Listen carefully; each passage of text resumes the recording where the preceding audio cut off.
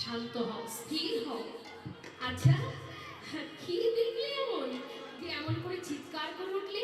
কি হয়েছে? বধূ, আমি তো সর্বক্ষণ তোমারই নাম জপ করি।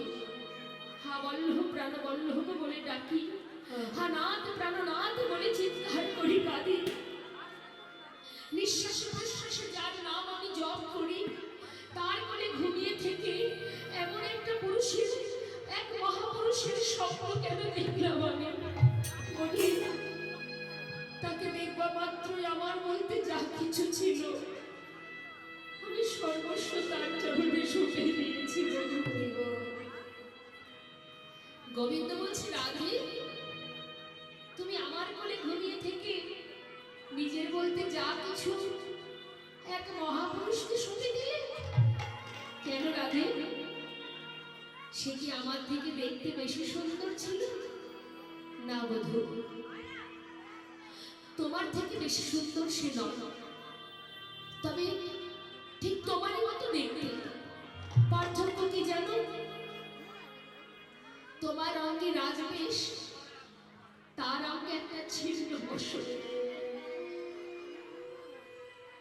তোমার ঘরে মোহন মুরলী, তার ঘরে দণ্ড কমণ্ডল। তোমার মাথায় চাচুর চিকর কেশ, আর তার মস্তকটি মণ্ডল। বধূ, একটিবার বলে দাও, বলো বধূ, কেন এমন হলো? কেন এমন স্বপ্ন দেখলাম আমি?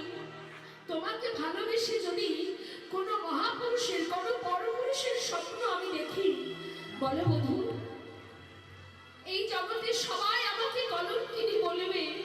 বধূ গো, তোমাকে ভালোবেসে যদি কলঙ্কিনীর বোঝা মাথায় নিতে হয়, গোটা বৃন্দাবনের সবাইকে জানিয়ে দেব, ওরে তোরা কেউ আর আমার বধূকে ভালোবাসিস না, ওকে যে ভালোবাসবে তাকেই কলঙ্কিনী হতে হবে। আজ তোমায় বলতে হবে বধূ, একটিবার বলে দাও, কেন আমি এমন স্বপ্ন দেখলাম যাকে দেখে আমার মধ্যে সর্বস্ব সঁপে গেল? বলো, বলতে হবে তোমায়। গোবিন্দ বলছে, রাধে শান্ত হও। রাধে, আর কেঁদো না, শোনো। যে মানুষটাকে দেখে তোমার সর্বস্ব চলে গেছে, নিজের বলতে যা কিছু তুমি তার চরণে সঁপে দিয়েছ, সেই মানুষটা আর কেউ নয় রাধে, সে হলো আমি। কি বললো বধূ? তুমি? কেন কেন তুমি আমার বেশ ধারণ করেছো? কি তোমার এত দুঃখ? কি এত কষ্ট তোমার? কেন তুমি সন্ন্যাসী রূপ ধারণ করেছো? বলো, কোথায় তোমার মোহন মুরলী? কোথায় তোমার দণ্ড? বলো, তোমার চাচুর চিকুর কেশ কোথায়? কোথায় তোমার রাজবেশ? কেন তুমি এমন সন্ন্যাসী হয়েছো বধূ? কি এত কষ্ট তোমার, এত দুঃখ কোথায়? শ্রীমতী রাধারী কথা শুনে গোবিন্দ বলে, রাধে, এই বৃন্দাবনে আমার সমস্ত আশা পূর্ণ হয়েছে, কিন্তু তিনটি আশা আমার পূর্ণ হয়। কি সেই তিনটি আশা? শ্রীরামের প্রণয় মহিমা কি দৃশ্য বা নৈবা, সত্যজনাভূত মধুরিমা কি দৃশ্য বা মদীয়, সৌখচস্য মদন ভাবত কি দৃশ্য বেতিলভা, তদ ভাবন্য সমজনি সচিব অর্ভসিদ্ধ। कैछन दुहा प्रेमा कैछन मधुरे मा, कैछन सुखी दुआ भोर, ए तृण वांछित धन ब्रजना হইল পুরাণ, আর কিছু না ভাবিও। কি বললেন মা? আমাকে যে তুমি এত ভালোবাসো, এই ভালোবাসাটা কেমন? তুমি যে আমাকে পাবার জন্য ধোয়ার চলে বসে বসে কাঁদো, আমার জন্য কেঁদে তুমি কি সুখ পাও রাধে? কি মহিমা? আমাকে ভালোবেসে কি শান্তি পাও? কি তার মহিমা, কি মাহাত্ম্য আমি জানতে পারলাম না। মহাজন লীলার পাশে দাঁড়িয়ে বললেন, তুমি কি করে জানবে গোবিন্দ? কারণ তুমি তো স্বয়ং পূর্ণ ব্রহ্ম, তুমি স্বয়ং ভগবান। আর ভগবান হয়ে কখনো ভক্তের অন্তরের কথা জানা যায় না, কারণ তুমি হলে বিষয়। বিষয়কে পেতে গেলে আশ্রয় করতে হয়। তুমি স্বয়ং পূর্ণ ব্রহ্ম, তুমি কি করে জানবে যে ভক্তরা তোমাকে ভালোবেসে কি সুখ পায়? কি গো মা, বলা যায়? একটা মিষ্টির দোকানে যে মালিক হয়, সে ছানা চিনি কারিগরকে দিয়ে বলে সন্দেশ রসগোল্লা তৈরি করে। সে বসে থাকে কোথায়? মালিকের আসনে। আর ছানা চিনি দিয়ে কিভাবে কয় পাক দিলে রসগোল্লার কয় পাক দিলে সন্দেশ হবে সেটা জানে কে? যে কারিগর, যে তৈরি করে, তাই তো না? এখন মনে করুন মালিকের খুব ইচ্ছা হয়েছে যে কিভাবে সন্দেশ রসগোল্লা তৈরি করতে হয় সেটা সে জানতে চায়। এবার আপনারা বিচার করে বলুন, মালিক যদি জানতে চায় কিভাবে সন্দেশ রসগোল্লা তৈরি হয়, জানতে গেলে তাকে কি মালিকের আসনে বসে থাকলে জানতে পারবে? জানতে গেলে তাকে কি করতে হবে? ওই কারিগরের আসন গ্রহণ করতে হবে। ঠিক তদ্রূপ ভগবান বলে, রাধে আমি স্বয়ং পূর্ণ ব্রহ্ম, আমি জানতে পারলাম না যে ভক্তরা আমাকে ভালোবেসে কি সুখ পায়।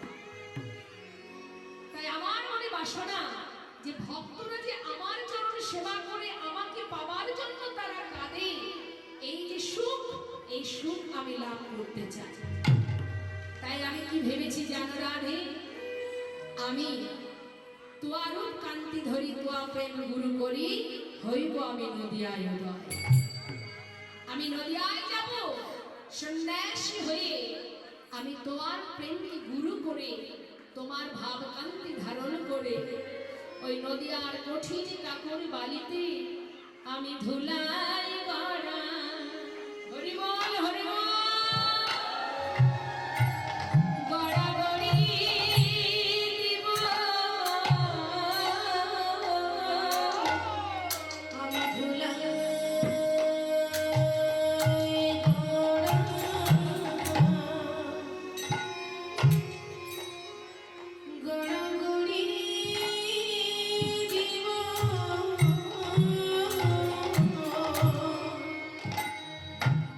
No.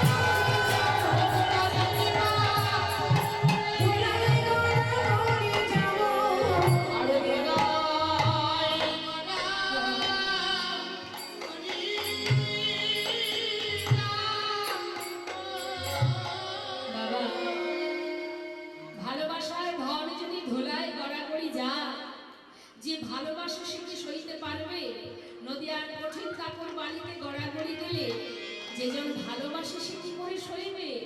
রাধারানী এই কথাটা শুনে তাড়াতাড়ি করে বদনটা ঢেকে মুখ ঘুরিয়ে দাঁড়ালেন। গোবিন্দ বলে, রাধে তুমি যদি মুখ ফিরিয়ে থাকো তাহলে আমি যাব কেমন করে? রাধে তুমি অনুমতি দাও, তবেই তো আমি যেতে পারবো। শ্রীমতী রাধারানী বললেন, বধূ তুমি যদি নদিয়ায় যাও তোমাকে আমি ধরে রাখতে পারবো না, তবে আমাকে তুমি সঙ্গে করে নেবে, তাই তো? হ্যাঁ রাধে, তবে আমি তোমাকে যেখানে নিতে বলবো তোমাকে সেইখানে নিতে হবে। খুড়মা কি বললেন? বললেন, যে অঙ্গে চন্দন দিতে আমার হাত দুটি থরহরি কাঁপে, সেই অঙ্গ যদি ধোলাই ঘটা করে যায়, আমি কেমন সইব বলছি? তুমি যাবে, তবে আমাকে কোথায় নেবে জানো? আমায় উপরে রাখি,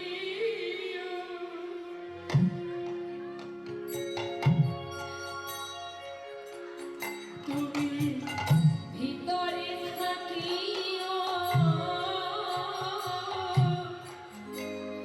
নদিয়া যাইবে তুমি।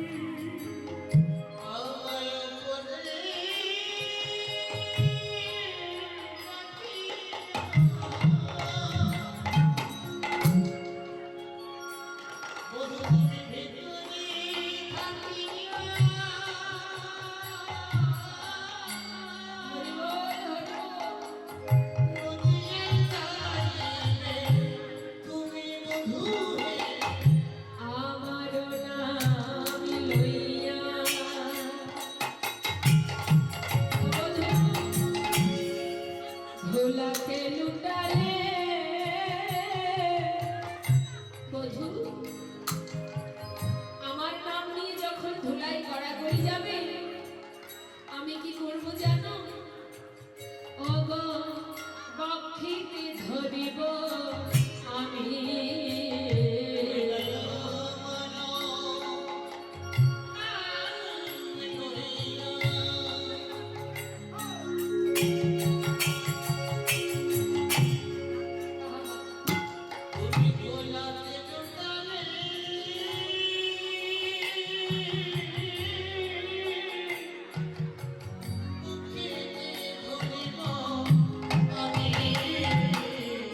তোমার অঙ্গে ধুলা লাগবে না, ধুলা লাগবে না গো, আমি হৃদয় মাঝে ধরে রাখিব, তোমার অঙ্গে ধুলা লাগবে না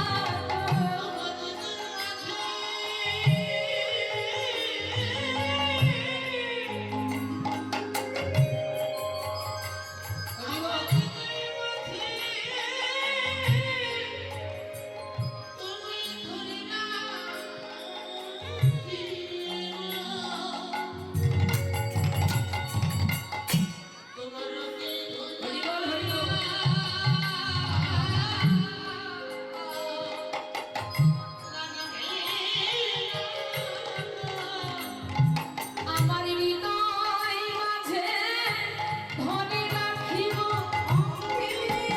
ধুলা লাগিবে না, আমার হৃদয়ার পথে গড়াগড়ি দিলে, ওই নদিয়ার পথে গড়াগড়ি দিলে, ধুলা লাগিবে না,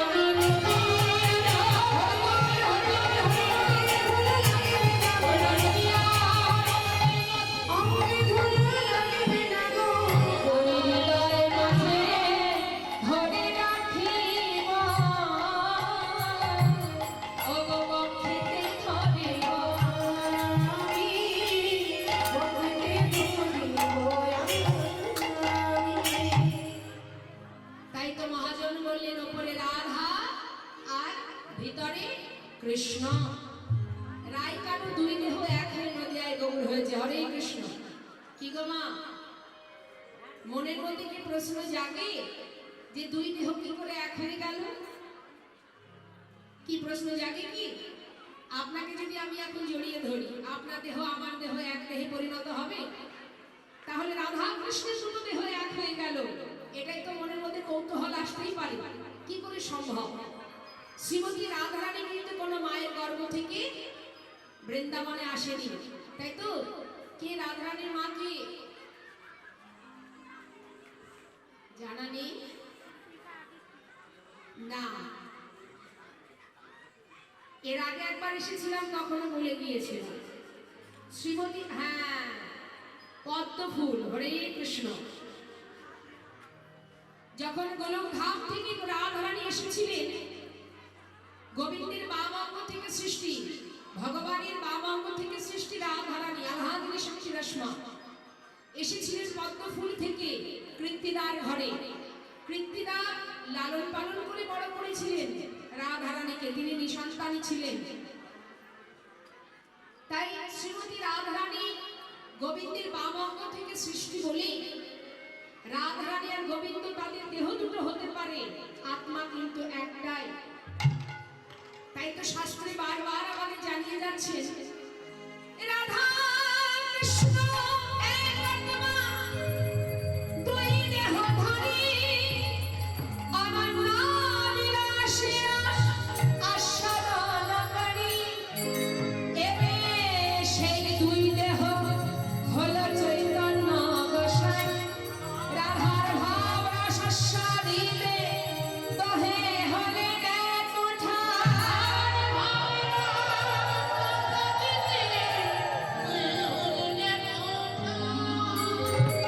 ওপরে রাধা, ভিতরে কৃষ্ণ, দুই দেহ এক হয়ে নদিয়ায় গৌর হয়েছে।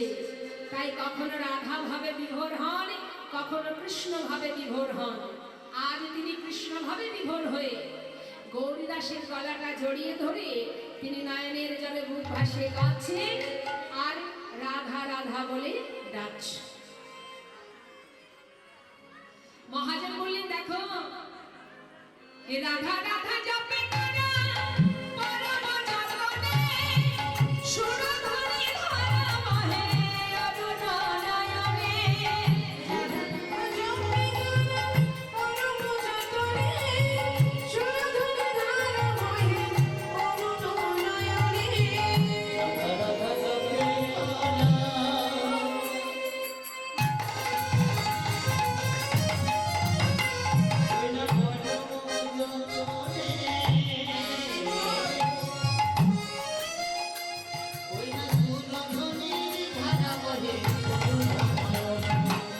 তুমি হে পরম সখা পরম সুরীতি, তুমি হে পরম সখা পরম সুরীতি।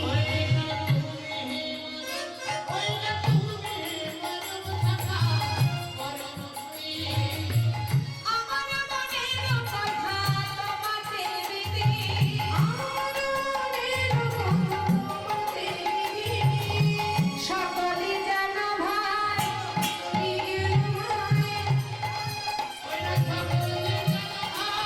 সকলে যেন ভাই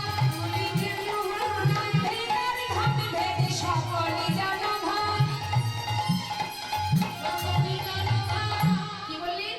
সকলেই জানো, হয় নাম ভেদ আর ধাম ভেদ।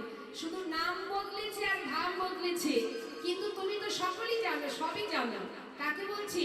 গৌরীদাসের গলাটা জড়িয়ে ধরে, তুমি আমার মরম সখা, তোমার কি সেদিনের কথা মনে নেই? হরি বল হরি বল। আজ কৃষ্ণ ভাবে বিভাবিত হয়ে গৌরীদাসের গলা জড়িয়ে ধরে তিনি কাঁদছেন, নিজে আচরণ করছেন আর জীবকে শিক্ষা দিচ্ছেন। স্বাধীন কৃষ্ণ ভজনের মানব জনম এই 84 লক্ষ জনই ভ্রমণ করে আজ কলিযুগে আমার করুণাময় দয়ালকে কাছে পেয়ে মা মহাজন বললেন যে ধন্য কলিযুগ ধন্য অবতীর্ণ আমার শ্রী চৈতন্য। শ্রীকৃষ্ণ চৈতন্য মহাপ্রভু এমনই দয়াল, এমনই করুণাময়, যাকে পেয়ে কলি হতো জীব ধন্য, কলি যুগ ধন্য। কিন্তু কলির তো অনেক দোষ আছে, আছে না? কলির তো অনেক দোষ, কলির কথায় কথায় দোষ। তথাপিও কলিকে বলছেন ধন্য কলিযুগ ধন্য অবতীর্ণ আমার শ্রী চৈতন্য। কেন বলছেন? বলেন কলির যতই দোষ থাকুক না কেন, কলির একটা মাহাত্ম্য আছে। সেটা কি? যদি কোনো জীব দেহ মনে প্রাণ গৌর গোবিন্দ চরণে সঁপে দিয়ে যদি দুফোঁটা নয়নবাড়ি পরিশ্রম করে কলিজীবের শ্রেষ্ঠ ধন মধুমাখা হরিনাম যদি একবার গাইতে পারে, নাম ছাড়া কলিজীবের নাহি আর ধর্ম, সর্বধর্ম সারনামে শাস্ত্র। আজ আমার গৌর হরি আচরণ করছেন, সবাইকে বলাচ্ছেন, নিজে বলছেন। আজ আমরাও সবাই যখন একসঙ্গে এই মহতী হরিবাসরে বসে আছি, সাধুর বাজারে বসে সাধু সঙ্গ করছি, সুযোগ নষ্ট না করে আপন আপন গুরুচরণ স্মরণ করে আসুন সবাই মিলে একবার মহামন্ত্র জপ করে নিই। হরে কৃষ্ণ হরিনাম করতে হবে। হাত তুলুন দেখি, হাত নামাবেন না, হাতে তালি দিয়ে দিয়ে সবাই মিলে গাইবেন। রাধা গোবিন্দ সম্মুখে আছেন, সবাই মিলে প্রাণ ভরে মন থেকে গাইবেন। কেমন বিড়বিড় করে গাইবেন না, হরিনাম কিন্তু বিড়বিড় করে গাইতে নেই। যার যতটুকু ক্ষমতা উচ্চস্বরে জোরে জোরে গাইতে হবে। হ্যাঁ, দেখে হাত তুলুন। হাই উঠছে সর্বনাশ, একটু হরিনাম করুন তাহলে আর হাই উঠবে না। হাত তুলুন, তুলেছেন? যারা হাই তুলছেন একটু হাতটা তুলুন। হ্যাঁ, এবার হাতে তালি দিয়ে আমি গাইব, সুরটা শুনি শুনি আপনারা গাইবেন, সবাই গাইবেন। এদিকে কি হলো, এক এক করে বলবো নাকি? বেশ। হরে কৃষ্ণ, তালে তালে। হ্যাঁ বাবা, একটু হাতটা তুলতে হবে। হরে কৃষ্ণ হরে কৃষ্ণ কৃষ্ণ কৃষ্ণ হরে হরে, হরে রাম হরে রাম, রাম রাম হরে হরে, হরে কৃষ্ণ।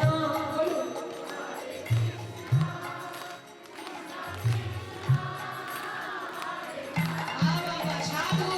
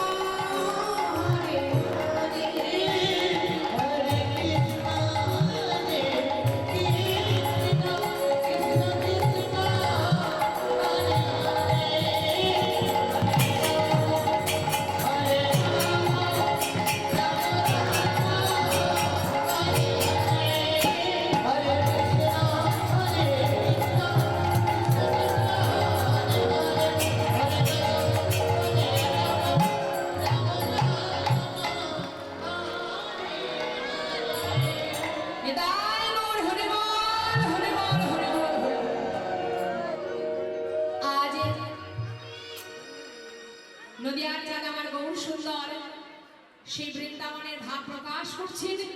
তিনি যখন গৌরীদাসের গলা জড়িয়ে ধরে রাধা রাধা জপ করছেন, লীলার পাশে দাঁড়িয়ে মহাজন বললেন, দেখো দেখো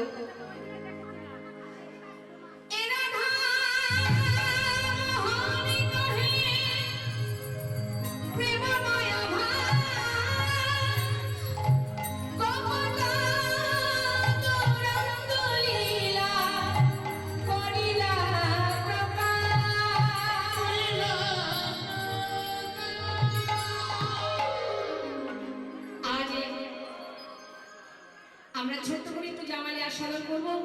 তারপরে লীলায় চলে যাবে। আহা করিলাম প্রকাশ